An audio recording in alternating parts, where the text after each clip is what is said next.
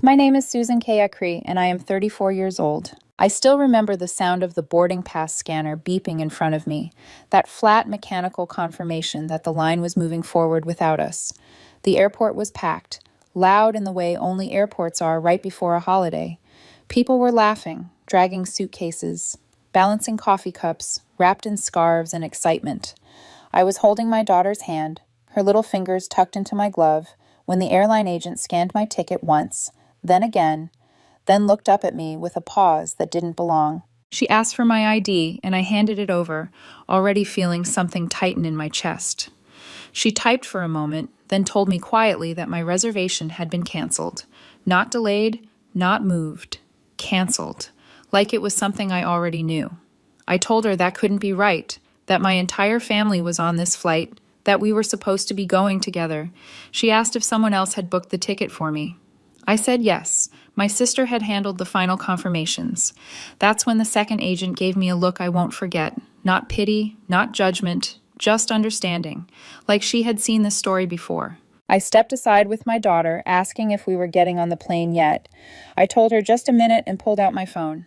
I texted my sister first. Nothing. Then my brother. Then my mom.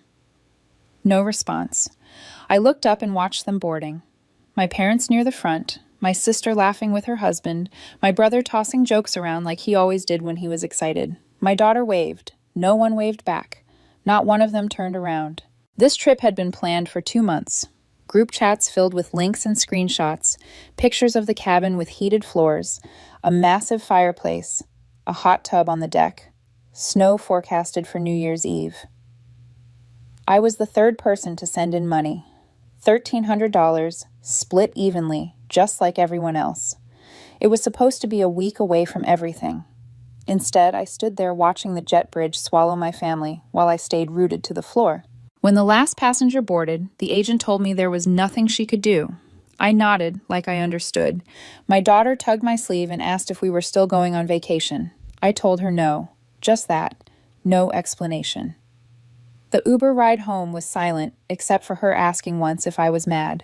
I told her I wasn't. That wasn't true. Mad didn't even come close. I felt hollow first, then cold, then something sharper started forming underneath. At home, I sat on the edge of my bed and scrolled through our group chat. 4 days earlier, my sister had sent a message saying she would handle the final confirmations. No one questioned it. Why would they? She always handled that stuff. And this time, apparently, she handled me right out of the plan. Around 10 that night, after hours of ignoring my messages, she finally texted me back. It said, "You should be used to being left out by now." No warning. No explanation. Just that. I stared at the screen for 10 seconds before typing back, "Don't worry, your new year will be unforgettable."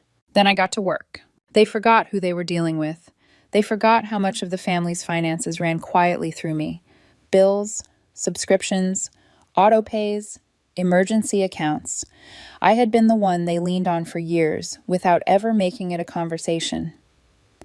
That night, I logged into every shared account, changed every password, pulled every dollar that had my name attached to it. By the time I was done, I wasn't part of the family anymore. I was something else entirely, and that was just the beginning. They landed early the next morning. I know because my phone lit up with notifications I didn't need to open to understand. My sister posted one of those carefully staged videos she always favored. Snow drifting past the cabin window in slow motion, her coffee mug set just right in the frame, soft music layered over it like calm could be manufactured. The caption said something about finally breathing again. Minutes later, my brother uploaded a clip of the living room, exposed beams, fire crackling, someone laughing off screen. Probably my cousin. My mom was already wearing the fuzzy robe she'd mentioned 3 separate times in the group chat. They looked relaxed, untouched, like nothing had happened at the airport, like they hadn't boarded a plane without me and my child. I watched all of it from my apartment while my daughter ate cereal at the counter and asked if we could go sledding later. I said yes and smiled, not because I was okay, not because it didn't hurt, but because something inside me had shifted into focus. I had a plan now. They thought leaving me behind was just something I'd absorb the way I always had. They forgot I was the one who handled things. They forgot how much of their comfort rested on systems I quietly kept running. That first day, I didn't do anything dramatic. I wanted them comfortable.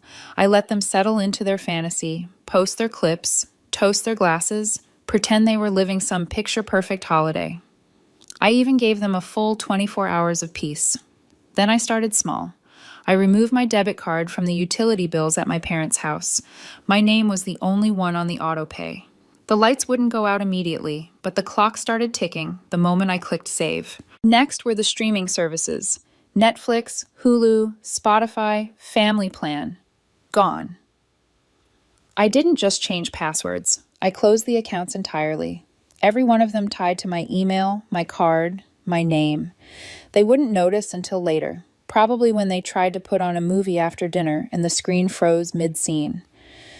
I could almost picture the confusion, the remote clicking, the silence that follows when something expected disappears. By noon, my phone started buzzing. A missed call from my cousin. I didn't answer. He texted asking if I'd changed the password to the expense document. I ignored it. Then my sister sent a one-word message. Seriously? I left that unread too. Silence has weight when people aren't used to it. By day 2, the cracks were starting to show. I got a voicemail from my mom, light and careful, saying they were having some issues with a reservation and asking if I'd updated something on my end. She sounded calm, but there was an edge under it, like she was trying to keep control with tone alone. She still didn't understand what was happening, or maybe she did and didn't want to name it yet. That night, it escalated. They tried to eat at a steakhouse in town, one of those places that prides itself on being hard to get into. My dad's card declined. Twice. The joint account he and I shared for larger expenses had hit 0. I'd emptied it. Their backup card, a PayPal I set up for them years ago, declined too. Then came the email from the cabin host to my sister, polite but firm, saying the second half of the rental fee hadn't gone through. They used my card for the deposit. They assumed I'd be there. Now my name was gone from the reservation, the payment failed, and my sister had to put her own card down. I knew she didn't have that kind of limit. She didn't post anything that night. In fact, she deleted the earlier stories. The fantasy cracked, just a little. On day 3, my brother left early. In the group chat, my mom said he had a work issue come up. I knew better. The savings account I helped him build to cover repairs on his truck, the one that was half mine, was closed. I made sure of it. On day 4, the alerts started. The mortgage account tied to my parents' house deactivated. The shared emergency fund, the one meant for sickness or sudden trouble, shut down. Every notification carried my name. Somewhere in it, even if they didn't understand why yet. That's when the texts started coming from outside the cabin. My aunt, my cousin again. People who never contacted me unless something was wrong. My mom finally messaged directly. What's happening? I read it once, then closed the app. They had relied on me for years, quietly. I was never the favorite. Never the loud one. Never the one posted about on birthdays. But I was always the safety net, and they cut me out of a plane I helped pay for. Now they were learning how it felt to fall without one. By day 5, my phone looked like a hotline. Missed calls stacked on top of each other, voicemails I didn't open, texts from relatives who never spoke to me unless someone was sick or something was broken. I hadn't said a word since the airport, not one explanation, not one accusation. And somehow that silence made everything louder. They were still at the cabin, snowed in, which I only knew because my cousin posted a video of the driveway buried in white with the caption, "Cabin fever is real." No filters this time. Even through the screen, I could feel the shift. The vacation glow was gone. This wasn't content anymore. This was damage control. Around 10 that morning, my mom called again. I watched it ring, then my dad, then my brother, then my sister twice in a row. She followed it with a text asking if we could please just talk. Not a single one of them said sorry. Not one acknowledged the airport or my daughter or the fact that they boarded a plane without looking back. At noon, my cousin sent something longer. He said the cabin host was threatening to cancel their final 2 nights if they didn't clear the balance. Apparently, the second charge attempt on my sister's card had failed, and the backup card, my dad's, was frozen. He said they were embarrassed and stuck. I didn't know what they were expecting from me at that point. They had thrown me out of the trip like I was luggage too heavy to bring. Now they were asking me to carry it anyway. Then the group chat exploded. My mom wrote asking if anyone could access the emergency account because the mortgage bounced. My sister replied that she couldn't even log in, that it said the account no longer existed. My brother jumped in asking what happened to the savings. Messages stacked on top of each other, panic bleeding through typos and half sentences. I didn't respond. I just watched. They were unraveling in real time. The structure they built their lives around, the one I had quietly maintained, was gone, not hacked, not sabotaged, removed, the same way I had been. That afternoon, my dad showed up at my apartment unannounced. I didn't open the door. I stood behind it while my daughter sat on the couch pretending to color, quiet in the way kids get when they know something serious is happening. He knocked once, then again, harder the second time. I waited. Eventually, he left. I watched him through the peephole walking back to his car with no coat on, shoulders slumped, like he had come looking for answers and found none. He didn't come to apologize. He came because they were cornered. My sister tried again after that. This time it was a wall of text. She said they were overwhelmed, that things had escalated too fast, that no one meant to hurt me, that I was taking this too far, that this wasn't how family behaves. She even said I needed to think about how this would affect my daughter, like she'd thought about her at the airport. There was no explanation for the cancellation, no acknowledgement of what I stood through, just pressure wrapped in concern. Later that night, I got a call from a number I didn't recognize. I let it go to voicemail. It was the cabin host, sounding awkward, asking if there was any way I could reactivate the payment or transfer the booking. They'd been trying to verify funds for 2 days, she said, and the storm had made everything worse. The reservation was flagged for potential fraud. When I heard that word, I laughed out loud. Not because it was funny, but because the irony was almost insulting. At dinner, my daughter asked why everyone kept calling. I told her that sometimes when people don't value someone until they lose them, they panic. She nodded like she understood, even if she didn't fully. She would someday. That night, I finally replied to my mom's last message. She had asked if I was doing this on purpose. I wrote back yes, and not even close to finished. Then I muted the chat, set my phone face down, and let them sit with it. They had 1 day left at the cabin, and I was just getting started. On their 7th and final full day at the cabin, the silence from their end became heavy enough that I could almost feel it through the screen. The trip that had been documented like a lifestyle blog, every snowflake, every meal, every fire lit just right, had gone dark. No stories, no updates, not even the blurry morning selfies my sister always posted pretending she had just woken up like that. I figured they were exhausted, maybe humbled, maybe starting to understand that something had shifted and wasn't shifting back. Then around 9 that morning, my inbox pinged with an email I wasn't expecting. It wasn't automated. It was a direct message from the property manager. Polite, professional, urgent. They had attempted to charge the outstanding balance 4 times. Every attempt failed. If the full payment wasn't received by 6 p.m., they would be contacting the local sheriff's department and pursuing the matter as intentional non-payment.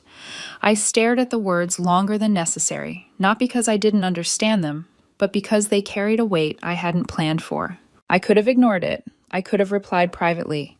Instead, I forwarded the entire email, header and timestamp included, straight into the family group chat. No caption, no explanation, just consequences, unfiltered. My phone lit up instantly. My mom called, then my dad, then my sister 5 times in a row, my brother, even my aunt from Florida. I didn't answer a single one. A blocked number came through, and this time I picked up because I already knew who it was. The county sheriff's office. The woman on the line was calm and direct. She said she was following up on a civil complaint regarding a luxury rental property, and that my name was listed as part of the original reservation. She asked if I could confirm whether I was still associated with the group. I told her the truth, that I had been removed from the trip without my knowledge, that I never boarded the plane, that I never stayed in the cabin, that I never received a refund. There was a pause on the line, the kind that means someone is typing notes carefully. Then she said she understood and thanked me for my time. That was it. 10 minutes later, my sister texted again, asking if I had actually reported them.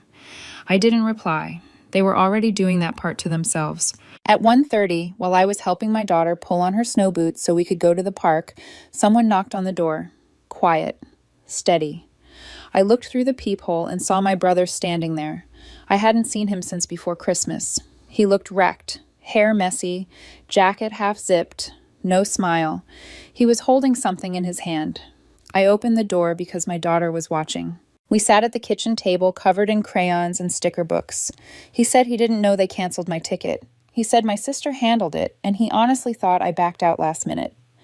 I told him I was standing at the gate, holding my child's hand, that my daughter waved at him while he looked the other way. He didn't argue. He just pulled out a check and slid it across the table.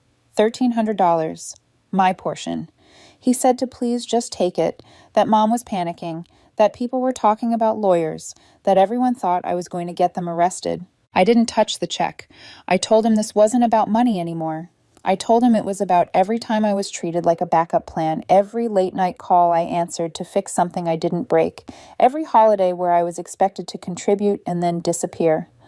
I told him this wasn't revenge. It was me stepping off the stage. He nodded once, folded the check back into his jacket, and left without another word. The next morning, the surprise hit. A local community site ran a short piece. Luxury cabin guests under investigation for unpaid rental fees during winter storm. There was a photo taken from the street, blurry but clear enough. My mom in her robe, my dad in flannel, my sister with her arms crossed, my cousin behind her. It wasn't viral, it didn't need to be. It landed exactly where it would hurt the most. Their town, their church circle, their curated social world. By noon, their profiles were wiped clean. Stories deleted, accounts locked. The group chat didn't just go quiet, it died. 3 days passed without a word. Then my daughter handed me an envelope someone had left at the door, no name. Inside was the same check, still uncashed, and a typed letter saying they had reviewed contributions and decided I wasn't entitled to a refund since I hadn't attended. It called everything a misunderstanding and suggested we move forward. I flipped the page over and wrote one sentence. Next time you want peace, don't create a war you expect someone else to clean up. I sealed it and dropped it in their mailbox on my way out. That Sunday, walking back from the park, my daughter asked why we always had to be the quiet ones. She said she didn't think it was okay when people lied or left us out and we just moved on. I stopped walking. I looked at her and realized she was right. That night, I booked a trip just for us. I booked the trip after my daughter went to bed, sitting at the kitchen table with the same calm I used to reserve flights for everyone else. Mid-January. A private cabin in Colorado. Real snow. Real firewood. A hot tub overlooking a frozen lake. Everything I had paid for before, but never actually experienced. No group chats. No shared accounts. No favors disguised as love. Just me and my daughter. When the confirmation email came through, I stared at it for a moment longer than necessary, then took a screenshot and posted it. Nothing flashy, no explanation, just a simple caption that read, "Paid in full, no passengers left behind." A few days later, we were in the mountains, laughing in the snow, drinking cocoa wrapped in wool blankets, watching the fireplace crackle while the wind howled outside. I posted pictures, not for attention, but for clarity. For once, I wasn't behind the camera making sure everyone else looked happy. I wasn't coordinating rides or splitting costs or fixing mistakes. I was present, and that felt unfamiliar in the best way. Each day, I shared small moments. Snowmobiles kicking up powder, my daughter baking cookies in the cabin's tiny kitchen, steam rising from the hot tub under a dark sky. I even posted the receipt from the dog sled ride, not to brag, to remind myself that I did this on my own terms. No one subsidized it. No one could take it away. The reactions were quiet but obvious. Extended family watched the stories without commenting. My cousin reactivated his account and posted a vague quote about letting go of grudges. My mom somehow found a way to send a single heart emoji on one photo. I didn't respond. Then my sister posted a black square with white text about kind people becoming cold after being burned too many times. I didn't screenshot it. I didn't need to. I wasn't cold. I was clear. On our last night, my daughter asked if we could come back next year. I said yes without checking with anyone, without calculating who might be offended, without wondering if I was allowed. We were our own plan now. On the flight home, she fell asleep leaning against me, and I watched the clouds pass beneath us, thinking about how quiet everything became once I stopped asking to be seen. When we landed, I turned my phone back on. One message waited for me from my sister. It said, "You made your point. Hope it was worth it." I stared at it for a moment. Then I blocked her. Not out of spite, out of finality. There was nothing left to explain. This was never about revenge. It was about freedom. And I had never felt lighter.